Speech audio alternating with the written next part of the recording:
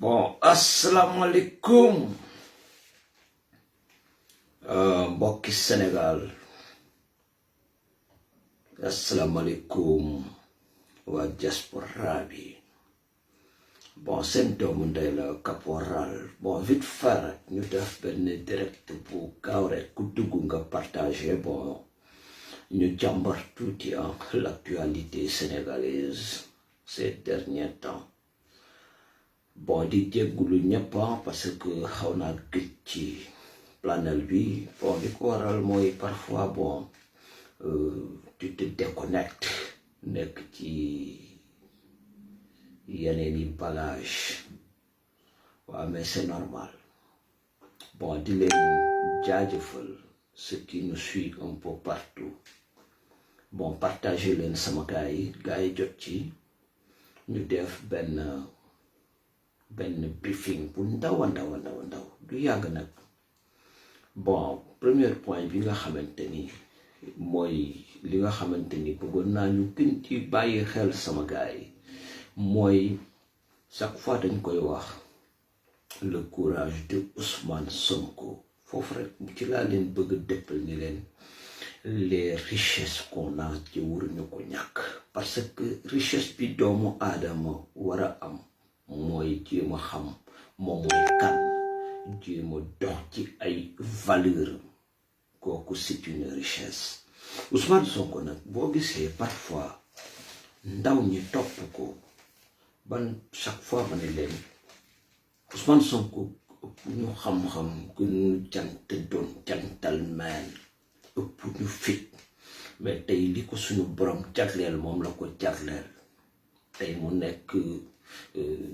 ci kaw moom la ko suñu borom jagleel, mais audace bi mu am, courage bi mu am pour jël par exemple mbeddi Ziguinchor yi nga xamante ni colon yi lañ ko tudde woon yëpp mu dëppeeku des places africaines ak yeneen yoo xamante ni bon fierté la pour le Sénégal, mais c'est une fierté africaine. te loolu rek moo tax sax sama vidéo bi génn, parce que man gën naa ci planel bi yaa de cela jege na 3 mois 4 mois gaa yi kenn déggatuma woon, parce que dama am ab seetlu bu ndaw boo xamante ni dama ko def. xawma li xew France ak faneen, mais dama leen di wax ni leen tubaab yi ñàkkuñu fayda bay jël seen mbedd yi ak li ëpp solo ci ñoom di ko tudde ñun suñuy maam. Tubaab yi amul benn avenue boo xamante ni tudde nañ ko ñoom Senghor ak ay ñoom Mamadou Dia ak ñoom seen. tubaab yi nekkuñu ci dynamisme boobu. kon tey nit ki ñëw jël mbedd yooyu nga xamante ni tubaab yi ko tudde woon seeni maam mu changé ko, kooku c'est un geste à saluer. te wane na yoon bi aussi pour les autres maires yi nga xamante ñoo nekk au Sénégal, kenn ku ci nekk nga def preuve de responsabilité, à commencer par le maire de Dakar Barthélémy Dias. mu def ni nga xamante ni Ousmane Sonko def na ko, jël suñu mbedd yi Dakar yëpp am na ñoo xamante ni war na leen ko mën a tudde ñoo xamante ni dëgg-dëgg ñu yayoo ñu ëpp ñuy jël suñuy mbedd di ko flambeau di ko tudde ay nasaraan yoo xamante ni bon boobaak léegi y a plus de 2 siècles lu mel noonu am na quoi. beneen problème bi nga xamante ni nag vraiment bëggoon naa ko soulever, bien que c'est un cas un peu sensible, mooy que ni fan yi weesu coow li dafa bari ci réseaux sociaux yi. des gens parlaient partout di dénigrer l'armée, loolu laa ko mën a tuddee. je pense que ni l'armée sénégalaise mbokku le peuple Sénégal dañu war a taxaw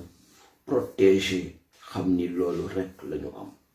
tey jii bu jàmm amee Sénégal, kenn ku nekk xëy di dem fu la neex, di def lu la neex, ñu tal politique,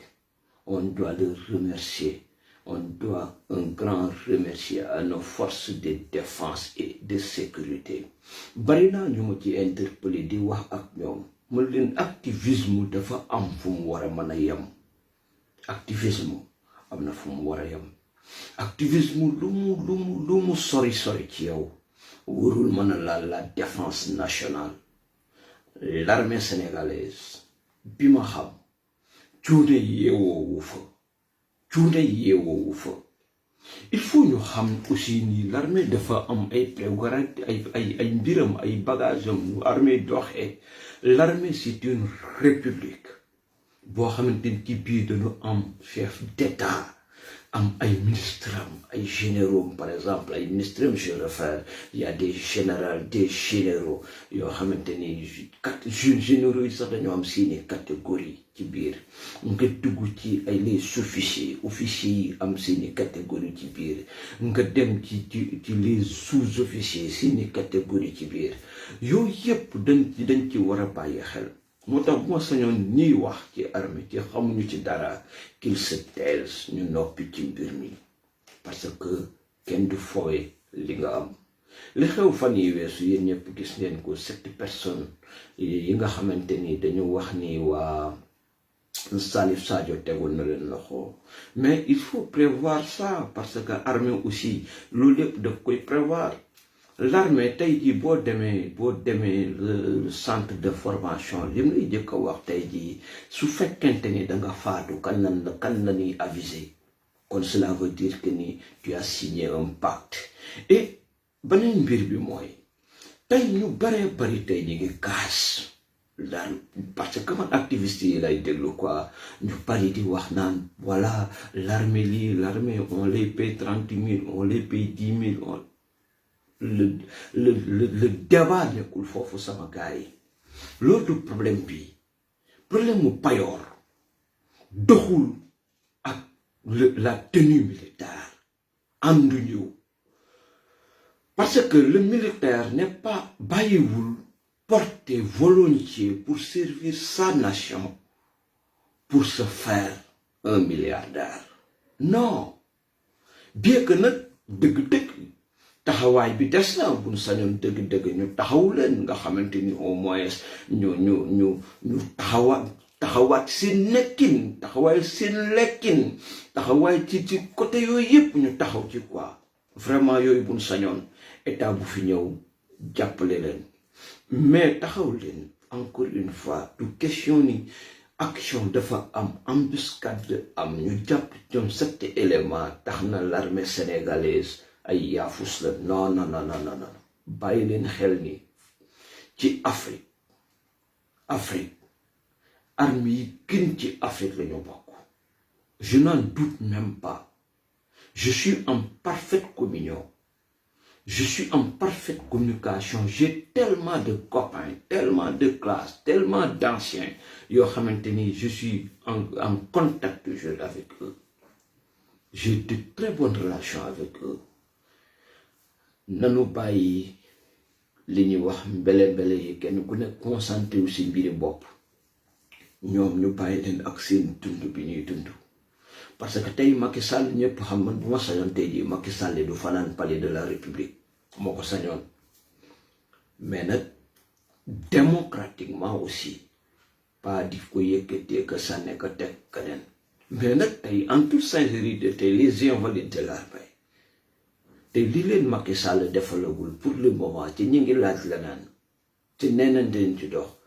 du Abdou Diouf du Ablaye Wade moo ko def il faut saluer ses gestes parce que nit aussi bu defee lu baax nga ni def na lu baax